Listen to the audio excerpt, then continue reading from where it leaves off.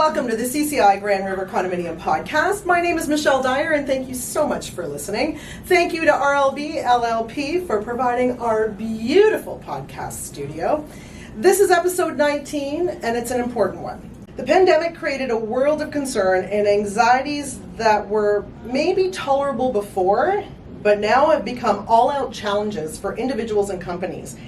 Individuals have become less patient, more vocal of their displeasure in customer service, and the internet is the perfect conduit for expressing anger and displeasure. The customer service industry as a whole are dealing with a shortage of workers and, frankly, a workforce that's simply different than in prior years. As a result, those who work in the service industry, and specifically for this conversation today, condominium managers, are seeing higher levels of anxiety. So how do you deal with that? David Finoro from MF Property Management is part of the Wellness Committee in your company, and you recently did a presentation to employees on how to manage anxieties and deal with those difficult client emails, phone calls, and conversations. Welcome, David. Thanks for joining me. Thank you for having me. All right, let's start at the beginning. Sure. We all know stress and anxiety, not good. Not good for our physical and our mental wellness. We've all felt it. The pit in our stomach, the shallow breathing, a tightness in our chest, you swear you're having a heart attack, your brain fog. So how do we start with that? Like, how do we start? How do we start to mitigate those stressors? And then we'll get into dealing with those difficult Sure. times. Where to begin? It's a lot, right? Like, I feel like the constant conflict, the confrontation, it's hard to sustain over a long period of time. Oh, for sure. And you need to develop tools that Right. you need. So let's start from square one. My story. Yeah, of course. Yeah, let's start with you. So looking into, I needed to look into coping. Yeah. So I had a couple of years where I couldn't sleep. A regular night for me was wake up at 2 a.m. and stress until the morning and go to work. Oh, I know that feeling. I do. Yes. So, and the grass isn't greener. If you go to a different job, it's not, the stress won't be gone, the anxiety won't be gone, that conflict will be there regardless. So I figured I need to work on the strength and the tools because this isn't going away. No, that's it, exactly. And the funny thing I wanted to mention is I went to counseling. I told them how I was feeling, and they told me that I should quit the job. I totally got that same advice, Yes. which is why I'm a former property manager. There you go. It's not easy. But it's true. Yes. That's what because the stressors are so much, and the anxieties were so impactful on, at least in my case, on my everyday outside of the office life, that when I did start some of those suggestions you're going to make, I was gone. Like, I was too far gone. I couldn't come back. Yeah. So I needed a break. Yes. Right? Yeah. So, okay, you tell. So what happened with you? So it's tough. And if you don't want to start over, because things can be difficult anywhere you go, I'm sure your new role isn't without. You were telling me before we started recording about a pretty wild, stressful customer. You have to deal with them. You have to face them at some point. That's right. So the goal, and it's important to remember, is you can't make your workplace and your life stress-free, and you can't never experience a bad feeling. It's dealing with it in a healthy way and improve. Even if you improve things 10%, you'll take it. That's right. Right. That's right. I took a few months off in between roles. I didn't know what I was going to do, but those few months helped me gain really good tools. Reset. That's exactly what it did. Yes. It just reset. So whatever role I took on next, I'm able to now deal better with the anxieties and stressors that have occurred, right? So what did you do? Yeah, and ironically for me is the pandemic was a bit of a reset for me because it shook up the routine. Yeah. So I got a bit of a silver lining there. You could close your computer at 2 o'clock in the afternoon and go take a nap. And who knew? Or even something small like all my food in the fridge is there. That's right. And I can make the lunch that's a little healthier and less... less junky. Less junky, yeah. For sure. Cut back. Okay, so then what? So the counseling didn't go great because on my third session, she was just telling me how to apply for a new job. I'm like, okay, well, I'm not sure that's for me. So, tell me you got a new counselor since then. I just stopped going. So that one I did. That one I threw the book. That one you close the book. Get into that chapter. So what I'm going to tell you today, I learned from reading some books, listening to another podcast, which I highly recommend, called The Happiness Lab. Okay. So not Joe Rogan, no pseudoscience about manliness, empathy. Okay, so the podcast was called The Happiness Lab with Laurie Santos. And so going way back, I wanted to know the answer to the question, why do I feel so upset with a stressful email or a call? Because it's not hurting me, really, it's an email. How is that ruining a weekend for me? Right, but it does. It's words, right? It's words on an email. Yeah, words are powerful though. Words are powerful. So this is what I gathered. We are still carrying forward some of humanity's genes from thousands of years ago, where anxiety would have helped you. That's right. When you lived outside and you were a hunter-gatherer, that helped you survive. And that fight, flight, or freeze is not helpful when you're feeling it with an email now. Right. Society has advanced much quicker than human evolution. So when we're reading an email that says, you're no good, you're bad at your job, you should do this or that nasty thing, we're still reacting the same way as if there's a predator. Or if we're in a car accident, we're reacting just as badly on an email. It's so true, though. Yes. It's true. So one of the best tools is presence, bringing yourself back to the present. A lot of stressing is what if, what could happen. And funnily enough, when you're experiencing a crisis, it's less stressful than when you're worrying about a crisis. Isn't that unreal? That is the truth. That is absolutely the truth. Because when you have an emergency, you usually enter a flow state. You know what to do. It's not that bad. You usually survive. Yeah. Everyone's on the same page. But when you're worrying, no one chooses to wake up at 2 a.m. and worry about whatever needs to happen at work, right? But it feels worse than it does. Than living through it. Well, it's the fear. I remember and I had a very similar experience, and for a long time, I would wake up at that 2 a.m. and the fear of what was waiting for me. And I would relive the day before and how I answered, a particular email, or how I left a message for a particular client that I knew was going to be difficult coming back. And that's where I would go. And then right away, I would be waking up in the morning feeling conflicted and ready, restless, and ready for the fight, because I'm not a flight or freeze, I'm a fight. So I'd be ready for the fight. And then it would come back being so, nonchalant or so, not difficult at all. And I'd wasted all that energy, that negativity, wondering what's going to happen, what's going to happen, what's going to happen. And that could be just one email. Now compound that by 6 difficult clients, and now you're getting up and you're tossing and you're turning, and now you just, the pattern's there, and then you feel sick to your stomach. You can't even eat. You can't have a coffee until you know that whether or not who's going to come in at you, right? So, all right. So you listen to the podcast, and does she give advice on the podcast, or does it? Yeah. Yeah. So let's get into a couple tools here. So presence is one of the tools you can use, and let's talk about how you get there. Let's bring up my tools here. So. The reason I felt so poorly is I just didn't talk about anything. I know you didn't. I said we were nothing. just talking about that before we got on this podcast, on how David is so calm, cool, and collected. And even when he was stressed out, you could see it in his face, but you didn't say a word. Yeah. And his office was beside mine. So you can imagine, I process everything verbally. So poor David, who didn't process anything at all verbally or physically, heard Michelle throwing stuff and screaming out profanity. Right? But I said nothing, and then I pay for it at 2 a.m. So it comes out in another way. And I was also getting sleep apnea, where I'd wake up gasping. Oh. It was scary. That's scary. Like, I would wake up, and I couldn't breathe. That's scary. And that happened a lot in that period of 2 years, and it just hasn't happened to me ever since. Since you've used Since I started dealing with it. Since you started using these tools you're about to talk about. Using the tools. Okay.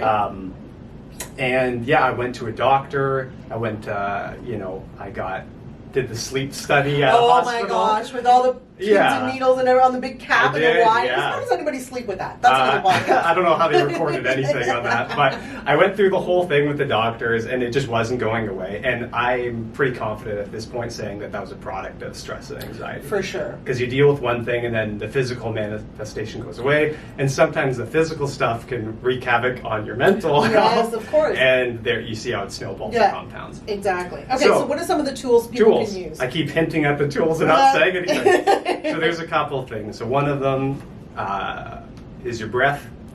So you'll notice when you're nervous, you're breathing shallow. Yeah. So try to recognize when you're doing that. Try to speak slower. Take the deep breath. It brings oxygen into your body, and you kind of force yourself to like slow down, slow that beating heart. Yep. Breathing lessens pain. You'll notice if you ever, if you're at the dentist or if you're giving birth, they tell you to breathe. Giving birth. Breathe. Lifting a heavy weight. If you hold your breath, it's worse. Oh, it totally is. You have to breathe. So you got to teach yourself that. When I was at another doctor, I was. My goodness, how many doctors? Like you saw a bunch of doctors in this span of 2 years. Oh yeah. To try and figure out what was going on. Yes. Wow. Okay, so you're at a doctor talking about the breathing. And I was getting an adjustment because my back was tight because, I'm pent up, right? No shock, my back's feeling bad. And he's telling me, all right, take a deep breath in. And I puff my chest out. And he's like, no, take a deep breath in. I do it again. And he says, what are you doing? When you take a breath in, your stomach comes out. He's like, you're not. Yes. So he's like, you're not breathing properly. And he's like, okay, now breathe in. And I couldn't do it. And he's like, go home and practice how to breathe. And so, oh my goodness! Yeah, so he was telling me, and I was tired. I wasn't doing it, and I went home and I had to literally do the breathing thing. And he's like, think about a baby, a baby's stomach comes in. So I was breathing like Superman. He's like, stop doing that. Yeah. So that's a simple thing. Another thing is go for a walk. Fresh air. Give meditation a shot, see if that can help at all. That does not work for me at all. Didn't really help me either, but there were a couple times where it did something for me, but I had a hard time making a habit of that. Yeah. But I think a lot of those can help people. There's guided apps that tell you how to feel. You picture sunshine on you. It could be okay. Yeah. You know what? One of the things, just sunshine, one of the things that helped me during the winter is I got one of those sun lamps. Sun, whatever they are, the little tablets or whatever. Yeah. And honestly, it works. I was shocked that it just gave me that little bit extra in the morning, just because it's so dark out, and I get that seasonal where I'm just should get an affiliate link in the episode. Yeah, that's it. Yeah, I am not I just don't like winter. I don't like the dark. Yeah. So that really does help, right? Yeah. That's interesting. It's funny, going for a walk does clear your head. I remember in the COVID, when we were in COVID and sitting behind that computer, and it was more, you were sitting behind that computer more hours than you ever would if you were in an office, right? So I would purposely have a time on my calendar to say, go for a walk, and I'd take Aiden, my son, and away we'd go. And we'd go for an hour. And I'll tell you, what a difference from a mental and physical perspective. Oh, yeah. So it does, even in the heart of winter, in the heart of February, which I hate winter, I hate going outside, but if I didn't do it, I felt it that day. And the stressors would be higher. The anxieties would be higher.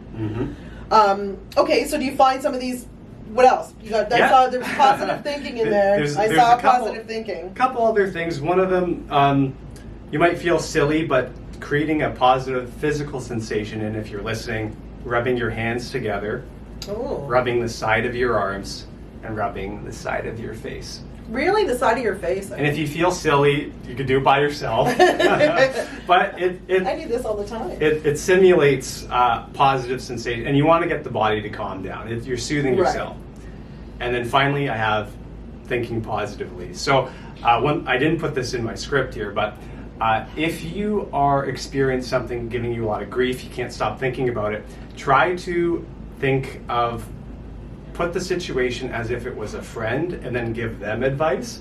And a lot of times, interesting. what you would be telling your friend, you should probably follow your own advice. Yeah, and tell yourself. Yes, it's a lot. I find it as well. It's way easier to give someone else advice than to listen to what I'm thinking. I never listen to my own advice. So there's a couple attitudes how you can talk to yourself as if you were a friend, or talk to yourself as if, you know, someone young was having this problem, and be like, how would I help a mentor someone young? Yeah. You wouldn't yell at them because they were old. You want to be compassionate and like let them grow. Right. So here, say you have a negative thought. Here are some ways to tackle it. I have the strong, kind, silly, and ignore. If you can't ignore it, that's one. Strong is saying something like, I'm choosing for this to not ruin my day. I'm stronger than this. I know I'm correct. Kind, you can say something like, you are helping this person even if they don't recognize it. They're doing a bit of projecting. And silly, you can talk to yourself like, oh, not this again. That was a lot. I did silly a lot. Not this again. Another, yes. I'm going to say for all condominium managers listening, parking. Not this again. Parking, yeah. Or like silly, like you can joke around, talk to yourself, and make fun of the person a bit. Like try to make fun of yourself. Like, it doesn't have to be so bad. Usually make fun of the situation, right? Yes. It's not, you're not making fun of anybody, because when somebody's coming in with concerns, then they have legit concerns on their end of things, but sometimes you just have to see the silly of it, right? See the silly of it. Yeah. And another way to think positively is, again, with going back to the presence, let's say you have an emergency you have to deal with, it's really bothering you, keeping you up at night, you can ask yourself, is this still going to be stressful for me tomorrow? Is this still going to be stressful for me in a week? Yeah. Am I still going to be talking about this in a month, a year? And you can kind of see how the answer. For every condominium manager listening, parking, yes. Yes, you will. Okay, but.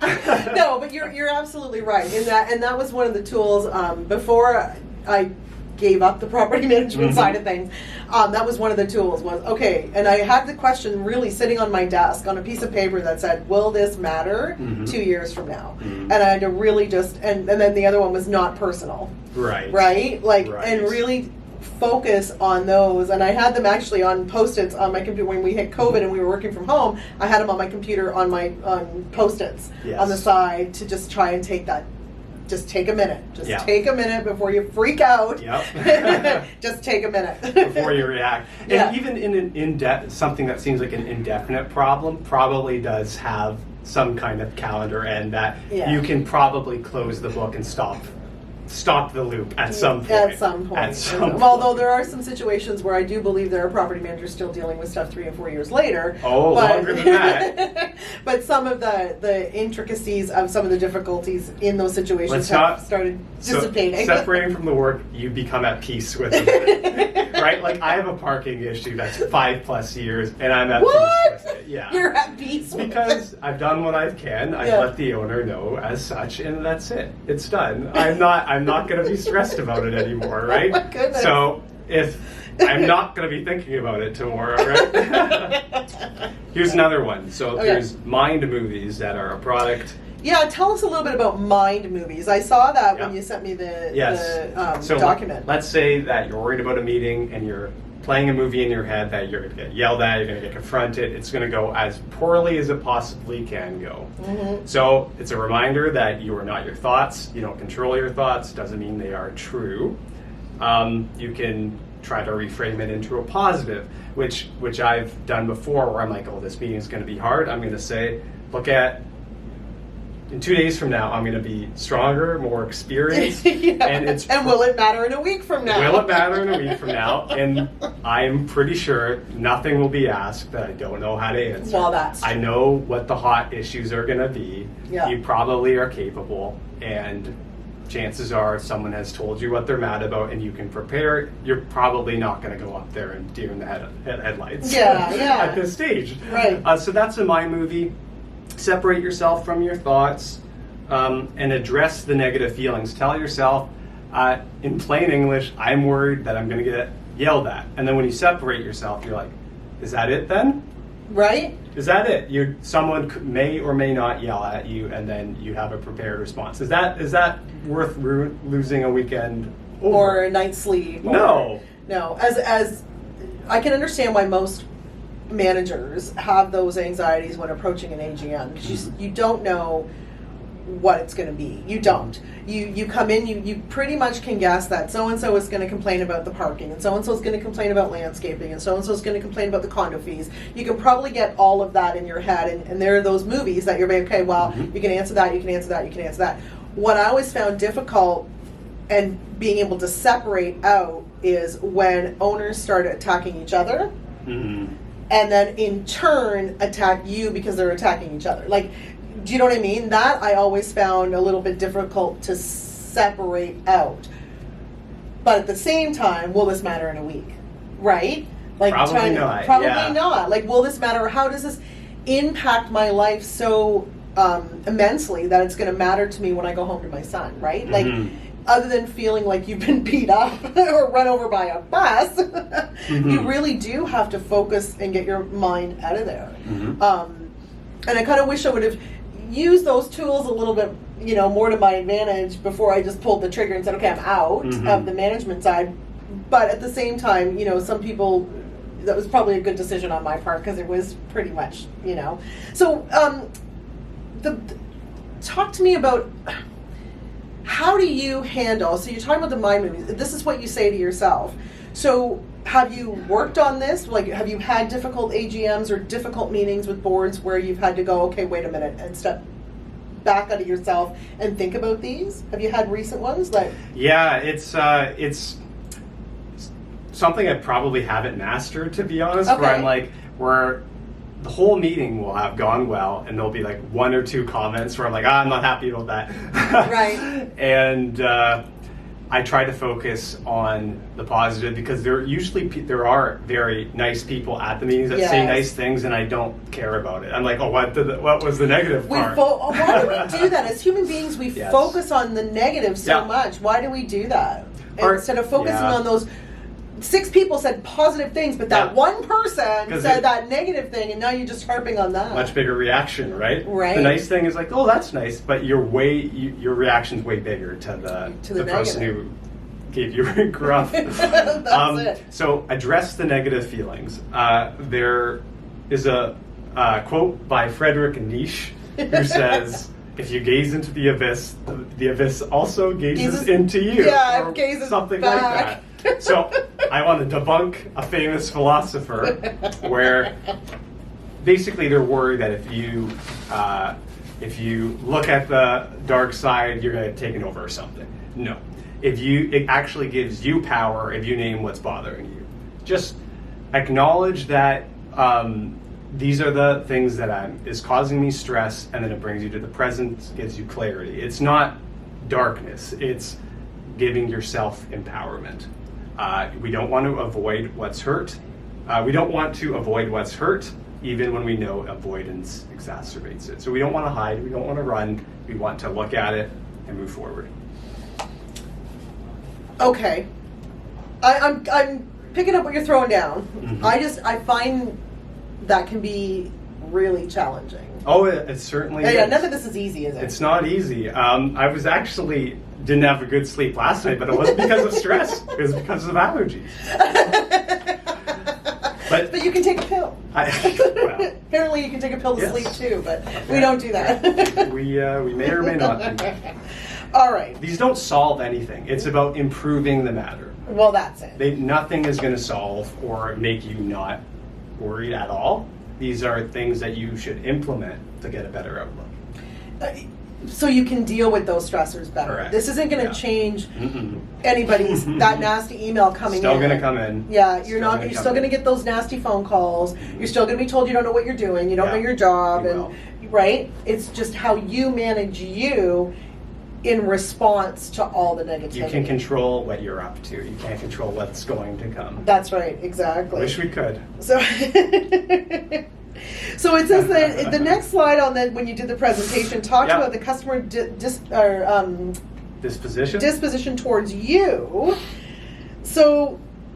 Yeah, like how do this is interesting. So the consensus of a condominium, okay, so there's hostile and they love you. So those are the two very ends of the spectrum. So for those who can't see the bar graph, I have a funny little thing here that we'll touch on quick because you can't see it. Well, basically, think of your clients in percentage. 100% is all of your clients. I'm saying in this graph that 80% don't particularly care what you're up to. They don't love you. True. They don't hate you. Some of them don't even know your name. No, they don't know your name. They don't know who you are, and they don't really care. They just see you as a service provider, and they're neutral.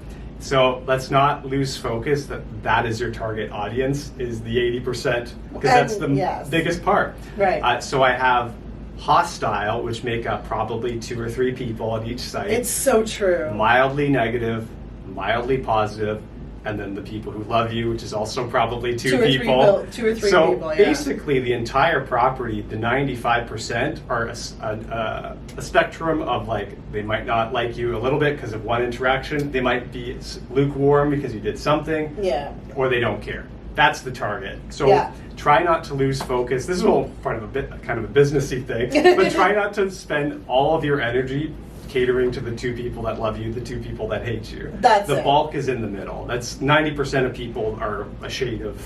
Well, but that was the biggest challenge, or is the biggest challenge I see when I speak to condominium managers now, is the focus on that hostile. Mm-hmm. It's not even the people that love you. It's the people that you can't the hostile. You're not going to, and it's interesting how. It doesn't matter what manager I talk to, there's always that conversation where it turns out that there's that one hostile won't like condominium owner that literally no matter what you do, no matter how much you appease them or not, will not like you because you are telling them what to do in their own home. And that's always been the bigger picture I found with clients that were displeased with a property manager. It was they didn't know what they purchased, and now you're telling them you can't hang those curtains, you can't do that garden, you can't do what you want. Your fees are going up. And oh, by the way, yes, now you're going to pay more money for me to tell you what to do. So that's always, and it still hasn't changed. It's been more compounded because now that we had such a surge in our markets in the Grand River area, where people were getting into condominiums just to be able to get into the buyer's market, didn't realize at all what was purchased, and don't understand that you can't put that on the balcony, or you can't put that, you can't hang that wreath on your front door. Like, it just, people, and the more I talk to property managers, the more that continues. But they all, and we're like, everybody's bred in that same, little petri dish where it's all focused on the negative. Yeah. Right? The 2% that don't like you. 2%. And you won't bring them over to your side. So you want to serve them, but they're not your entire client base, and you shouldn't try to get sucked into catering to that person. Right. So how do you? I saw on your next slide. How do you survive a tough phone call with that person? Like, it's hard. And that one's a hard one because you get off the phone. I can remember. And you're ready to go to bed. Yeah, because you feel like you've been hit by a bus. Yes. I remember a specific situation where I dealt with a client, and I remember you were there that day, where we had towed a vehicle because they were doing a asphalt project, and we had sent notices. We had sent notices to all the owners. We had sent out emails. We had sent out all sorts of information, and in advance, and then again days before, and then again the day before, and there was so much information that had gone out that one owner even called and said, "Okay, we get it. We're going to move our cars. Stop it." Well, sure enough, one vehicle, and we were digging a retaining wall to boot. So if we had left the vehicle there, it was going to end up in the retaining wall and had to go. So we towed it. Well, when the owner got home from vacation, they were screaming at me for towing the vehicle. And it wasn't just the owner of the vehicle, but they had the parents calling, they had boyfriends calling, they had girlfriends calling. No. And it was every phone call I picked up was somebody screaming at me how I'm going to have to pay for their vehicle, how I'm going to have to get it back, how I have to, this is my problem, not your, but where's my car? Like, it was brutal. And I couldn't believe, like, somebody came into the office wanting to speak to me about this situation. Anyway, I went home. I went to our boss and I said, I gotta go. Like, I can't do this today. It was Michelle, that's awful. That's a nightmare. I don't think there's an answer for that one. Really, there's no solving that. That's as bad as it gets. Yeah, it was bad. Like, you know how the phones, so our phones at my previous company had like on, you know how you had the multiple lines coming in? They were all flashing. At one point I had like them all coming in, and poor the receptionist saying, there's somebody on the line that wants, like, it was awful. And it reached the point where the boss came into the office going, oh my goodness, I'm like, are you okay? And I was not No. okay. I was not okay. No. I was in tears that day.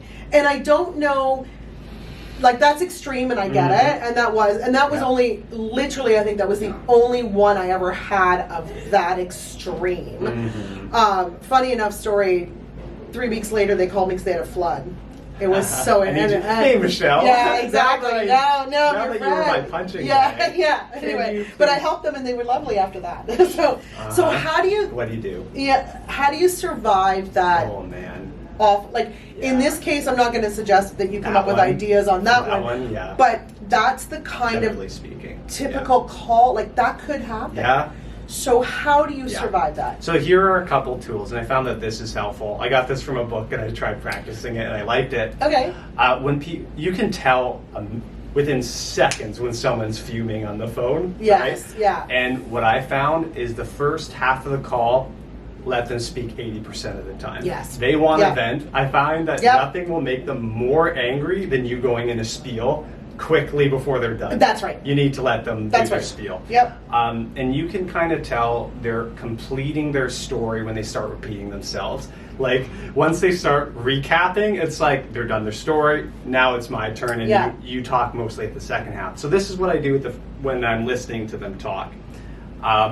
The first thing is, if they take a small jab at me, I let it go for now. And a jab would be like, you guys are a joke. It's like, okay, that's not nice, but we're going to let it go for now. If they swear at you, end the call.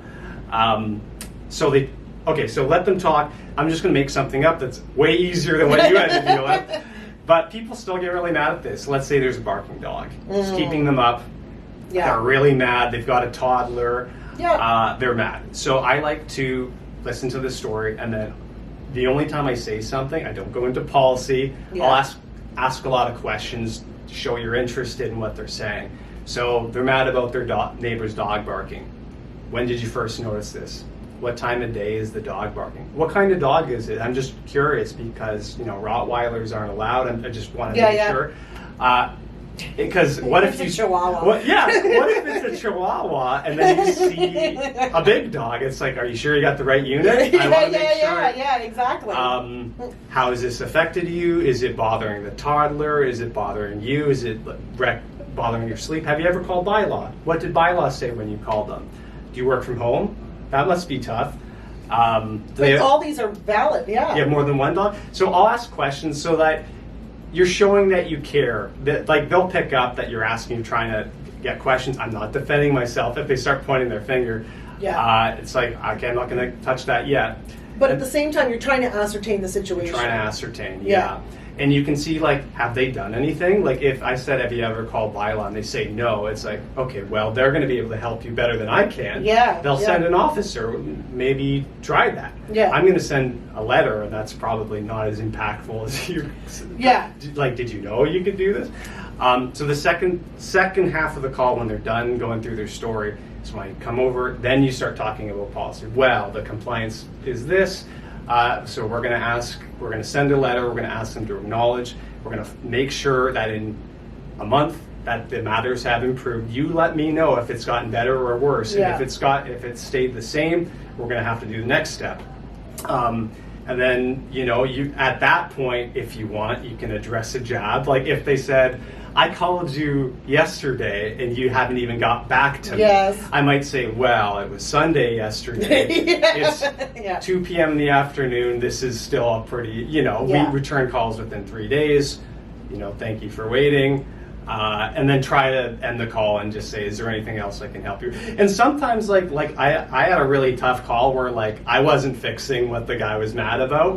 And he was starting to become nasty. So I just said, is there anything else I can help you with? And he said, no, you haven't been helping me. And I just said, okay, well, we're going to end the call now. And then he's like, all right, bye. And it's like, you got to end it at some point. You're not going to keep going in circles. So is there anything else I can help you with?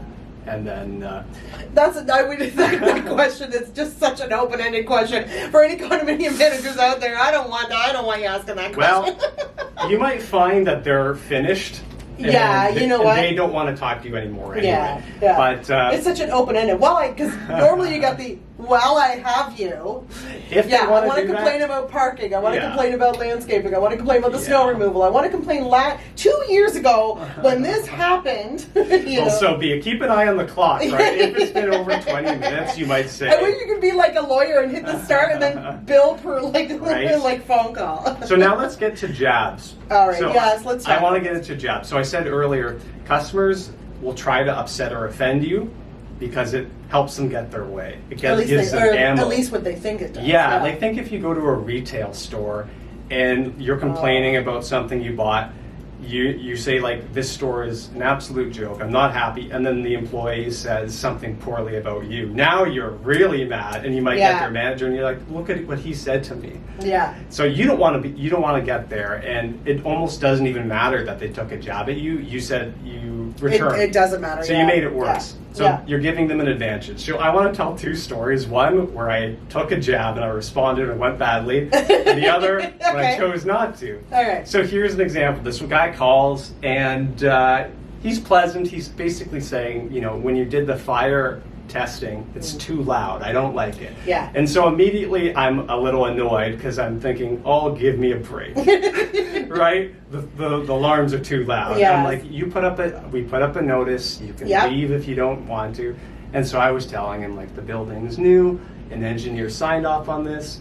The noise levels are what they are. Yeah. The horns are loud. We have it inspected once a year and every month, and any deficiencies would be flagged. Yep. And he responds saying, you know what, you don't even care, do you? And so I got angry at him, and I basically said, I've been trying to help you. I don't know what to tell you. There's nothing I can do for you. Yeah. And I could hear him recoil on that one, and he was basically like, oh, well, it's pretty loud. And I said, well, we're going to end the call. And at the end of that, I'm like, well, I kind of lost my patience on this guy. I could have told him, like, I'm sorry, I understand, it's bothersome. I've heard the horns before, and I've plugged my ears myself. Yeah, we'll put up the notice, like try to look for the notices, and then you can try to work your schedule around it. And then I think that would have been it. Yeah. So I could send you earplugs. No, right? That one's not good. Don't take the jab. And so here's one where I chose not to, and it went a lot better. So this one owner, every time I answer the phone, no matter when I answer the phone, she'd say, no hello, just, oh my God, you actually picked up. Yeah. And I've talked to her so many times, and this is the person ready to fight. And if I said, we're talking right now, she'd be ready to go back and forth, and then she'd probably tell me all the times I didn't pick up the phone, and now I'm mad, and she's mad. And then, what the hell? But she doesn't never mention the times that she didn't leave a voicemail. Yes. To tell anyway. So what did you say? So this has happened so many times. I knew what to do, and this is all it took. I just said, yes, how can I help? That's it. I can't believe you picked up. I'd say, yeah, how can I help you? And she'd tell me what the problem was, and she wouldn't be nasty. That's all it took was just ignoring that she took a shot at me. Yeah. That's it. And this is a person with a lot of fight in her, and there was no fight because I was just being polite. That's it. So if you... Does she still call and say that?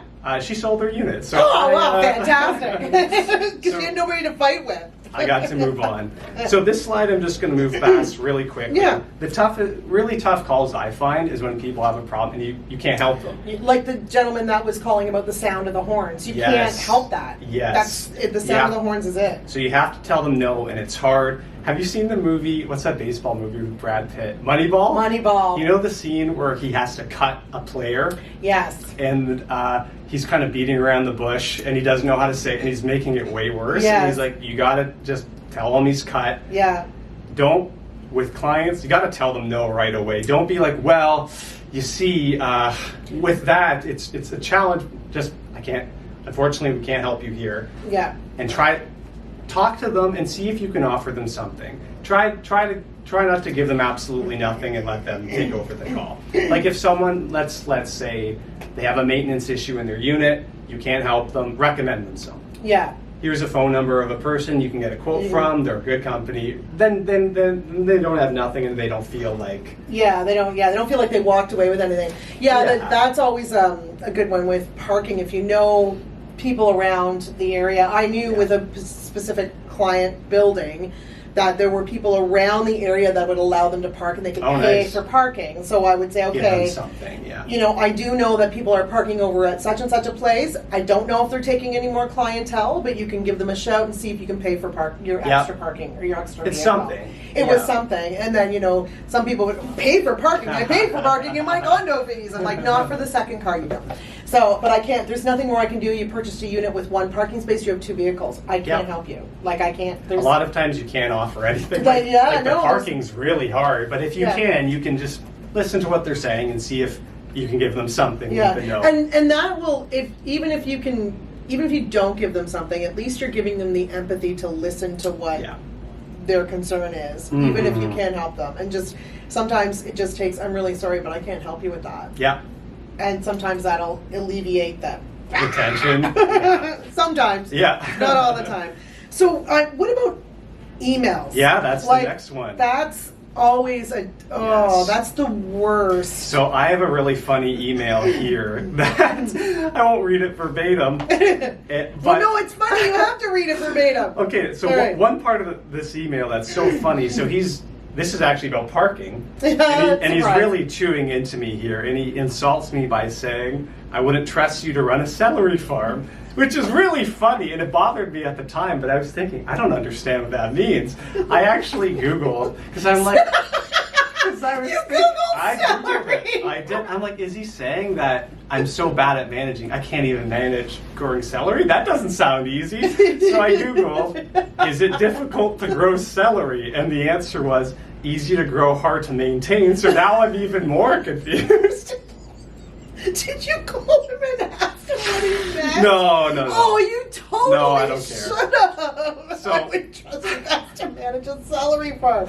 That's fantastic. So it's a goofy goofy insult. So that's one way, you go back to, this actually did bother me at the time, going back to talking to yourself like as a friend. That's how you can be silly, kind of laugh about the celery email and you Googled I did Google it because it's funny, right? Did you Google celery farm and think it was funny, or did you Google it to say, what does that mean? Why is he telling me I can't manage a celery farm? Both. See? So when someone insults you in an email, you call it out every time. I always give them a free shot where I will answer the question, and in my response I said here that your email contains personal insults. Moving forward, courtesy is expected. I won't be responding to communication like this moving forward. Yeah. I know this has been stressful for you, so I'm going to help, and I'm going to move on. You call it out. Approach, though. If they come back a second time, I'm doing what I said I would and not answering. And if any of your emails are insulting me, so that's it. That's it. Don't give them a warning, and then that's it. You're not going to keep talking. And you're not going to keep talking to them. So, and then if he gets another one and it's insulting, you pass it's like, on look, it. Man, you're looking for help.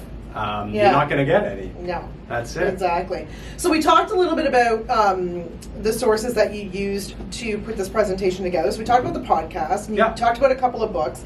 The other thing I just wanted to touch upon is I know that your wellness committee, and a lot of property management companies are starting to do this with the health and wellness committee, do things outside of the office or within the office to alleviate those stresses. What are some of the things that you've been doing lately with this staff? So we, as the committee, we've had Play with Clay nights. Play with Clay.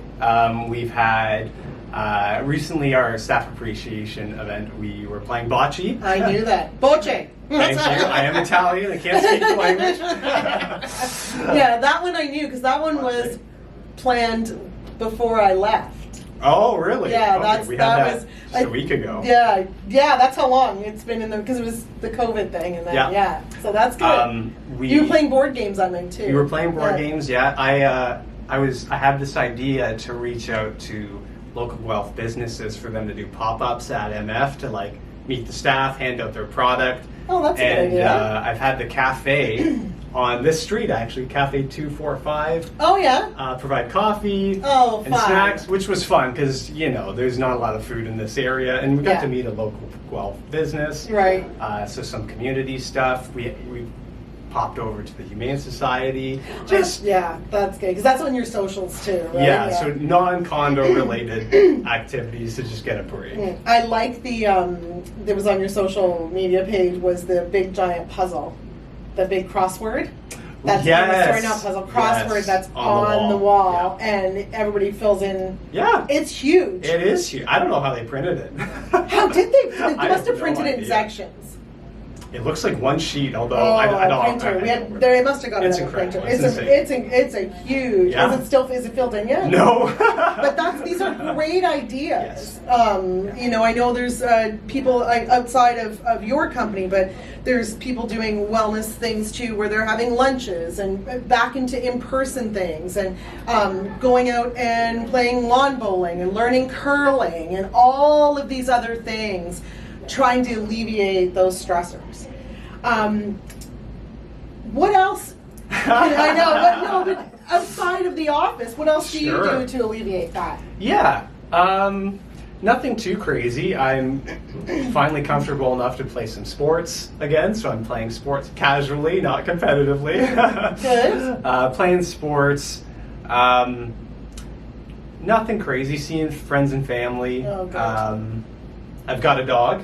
Oh, good. That was actually one of the things my counselor suggested. Suggested Why was don't you it- think of a dog? So I picked up a did, dog. not because of that. but Did you get a puppy or did you I get did get a puppy, Ah, yeah. good. So Good. Teddy. Teddy. So spending time with Teddy. Very good. Nothing complicated. Just separating yourself. I know, try not to check the emails if you don't have to. Yeah. Just staying away, just taking that break away from the office and taking a breather. Take a break. Good. And one of the things that bothered me is, again, sleeping.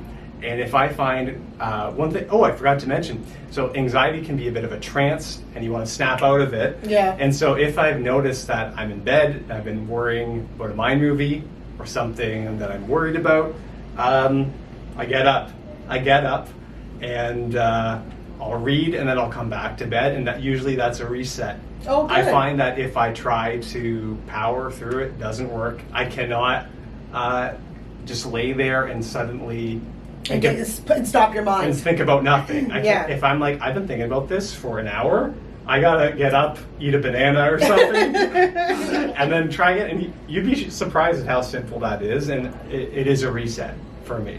Gotcha. Yeah. David, thank you so much for being here. David for from having me. Finoro from MF Property Management, who's part of the Health and Wellness Committee within his organization, and put together this awesome presentation on how to deal with anxieties and stressors. And thank you. I really appreciate it. Thank you to RLB LLP for the podcast studio. Remember, if you're a condo owner, board member, or contractor servicing or wanting to service condominiums, go to the CCI Grand River website. The link is found in the show notes. If you've enjoyed this episode, support the podcast. You can share it with others on your socials, and now available on YouTube. This is why we look so pretty. There we go. My name is Michelle Dyer. Remember, if you have suggestions or ideas on topics you'd like us to discuss, please reach out to us on the show page. Suggestions and ideas are always welcome. Thanks for listening. Thanks for watching.